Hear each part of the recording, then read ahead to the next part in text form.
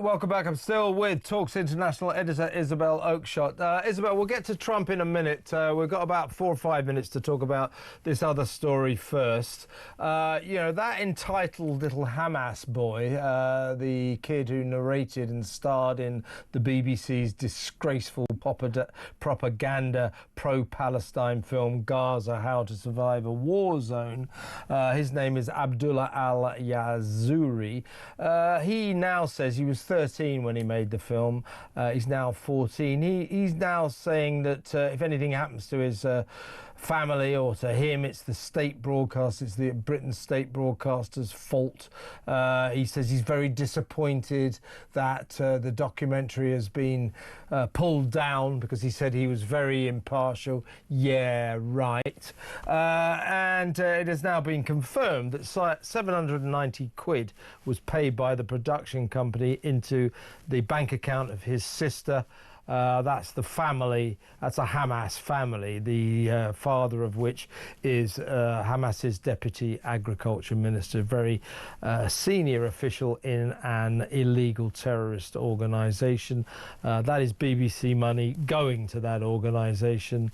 But this kid, Abdullah al-Yazuri, you know, he's moaning like hell, saying I didn't sign up to be put in trouble by the BBC, and they should never have pulled it down. I mean, you know, kid, you know, go and talk to your dad and find out why this documentary is in trouble. If not, just wind your neck in. I mean, what an entitled little sod, to be honest with you. Well, you and I might differ a little about this because he is just a lad, and what I would say there is it is the misjudgment of the adults in the room here. Well, somebody's misjudged by allowing him to give an interview then, haven't they? Yeah, I mean, we as journalists know you can't just willy-nilly go around interviewing children on camera. It's just a complete no-no. So it goes through all sorts of ethical, can you or can't you, have the parents given permission, and so on and so forth. I mean, you could argue that this young lad was actually exploited, whether it's by his own parents or whether it's by the terror cause, or whether it's by the documentary makers or whether it's by the BBC.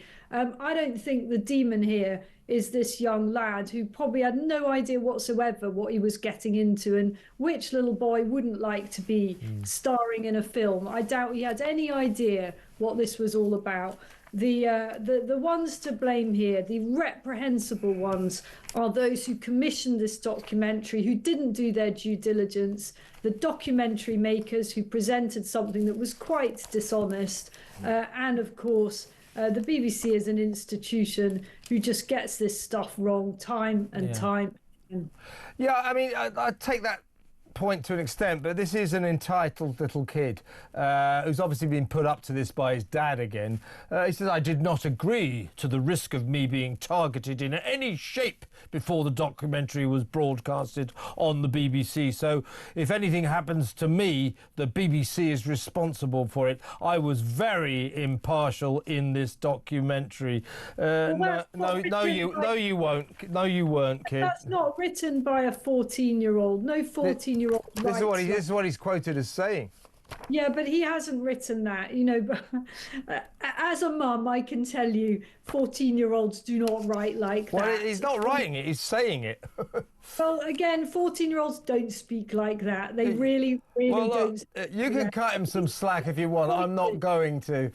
I think he's an entitled little sod, and he should wind his neck in, shut up, talk to his dad to find out why this documentary is a disgrace and why it has plunged the BBC into a massive world of trouble. Extraordinary quote from the BBC chairman yesterday in Parliament when him and Tim Davey, the Director General, went before a parliamentary committee. Samir Shah, he said that this documentary has cast into doubt the BBC's, as a dagger to the heart of the BBC's claim to trustworthiness and impartiality. An extraordinary quote, and this is not over. Lisa Nandy, the Culture Secretary, this will be hard for her because she loves the BBC. She's demanded to see the BBC's books. She wants to see exactly where the money went, and the police are still considering whether to investigate. It looks like they may well do, because it looks as if money from our state broadcaster, from the BBC, has been paid to a prescribed illegal terrorist organisation. So this could be the straw that breaks the camel's back. I would suggest that the head of news there, Deborah Turness, should be taking a good look at her P45, because if she's not sacked, I don't know who should be. But let's move on. We'll slightly agree to differ, although I think we're basically on the same page, certainly about the documentary. I can't warm to the kid.